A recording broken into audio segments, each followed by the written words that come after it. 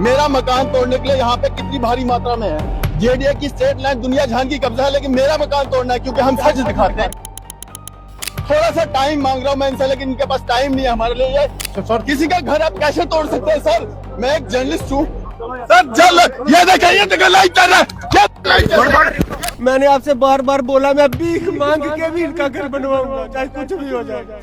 ये 5 मरले का प्लॉट मैंने सोचा था, चलो बहुत कुछ सोचता आदमी।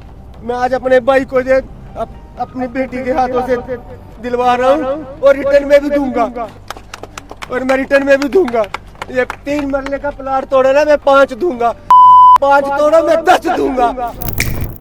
जम्मू में हाल ही में हुई एक घटना ने पूरे देश का ध्यान अपनी ओर खींच लिया है और इसकी वजह है इंसानियत, संवेदना और राजनीति का टकराव। कुछ दिन पहले अतिक्रमण विरोधी अभियान के तहत जम्मू विकास प्राधिकरण ने पत्रकार अरफाज दांग का घर ढहा दिया। अरफाज बताते हैं कि ये घर उनके पिता का था और उनका परिवार 40 साल से वहीं रह रहा था। उनके अनुसार न कोई नोटिस दिया गया और न सुनवाई, सीधे कार्रवाई, जिससे ये सवाल उठ रहा है कि क्या ये कार्रवाई चुनिंदा तरीके से की गई। लेकिन इस दुखद घटना के बीच इंसानियत की एक मिसाल भी सामने आई।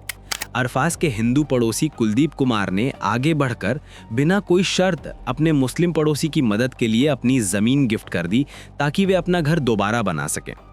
कुलदीप की इस दरियादिली की पूरे इलाके में ही नहीं, सोशल मीडिया पर भी जमकर सराहना हो रही है। उधर घर गिराए जाने को लेकर जम्मू में राजनीतिक तूफान भी खड़ा हो गया है। विपक्षी दलों के नेता मौके पर पहुंचे और प्रभावित परिवारों से मुलाकात की। पूर्व मुख्यमंत्री उमर अब्दुल्ला ने सरकार और अधिकारियों पर चुनिंदा कार्रवाई का आरोप लगाया और पारदर्शिता की मांग की। इसी बीच जम्मू कश्मीर बीजेपी के पूर्व अध्यक्ष रविंदर रैना भी मौके पर पहुंचे और प्रभावित परिवारों को समर्थन का भरोसा दिलाया। क्योंकि रजौरी पुंछ के टूर पर था और मैंने कल देखा कि यहाँ डेंग साहब के घर में यहाँ कुछ जीएमसी जेडीए ने कुछ कार्रवाई की है। यहाँ उनका यहाँ मकान था, उसको जमींदोज किया गया है। चूंकि मैं यहाँ नहीं था, रजौरी पुंछ में था, तो मैं आज सुबह ही वहां से यहाँ पहुंचा हूँ। मैं सीधा यहाँ डेंग साहब के घर में आया हूँ।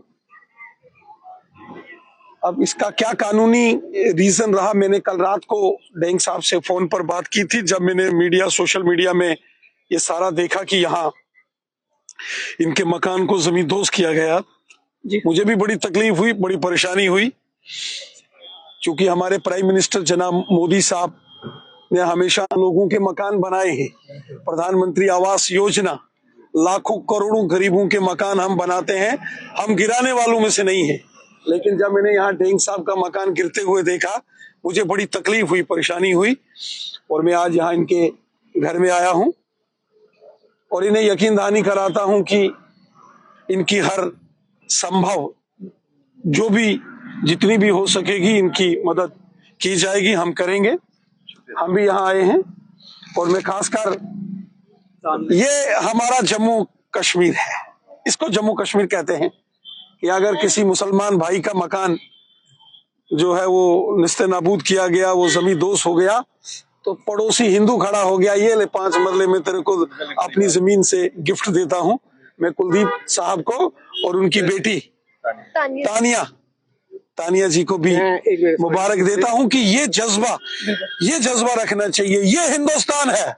एक तरफ प्रशासन का विवादित अभियान, दूसरी तरफ इंसानियत की बड़ी मिसाल। जम्मू की ये घटना अब सिर्फ लोकल मुद्दा नहीं, बल्कि सामाजिक सौहार्द और सिस्टम की पारदर्शिता पर एक बड़ी बहस बन चुकी है। आपका क्या सोचना है? कमेंट बॉक्स में अपनी राय जरूर दें और खबरों से जुड़े ताज़ा अपडेट के लिए वन इंडिया हिंदी को सब्सक्राइब करना बिल्कुल न भूलें। Subscribe to One India and never miss an update. Download the One India app now.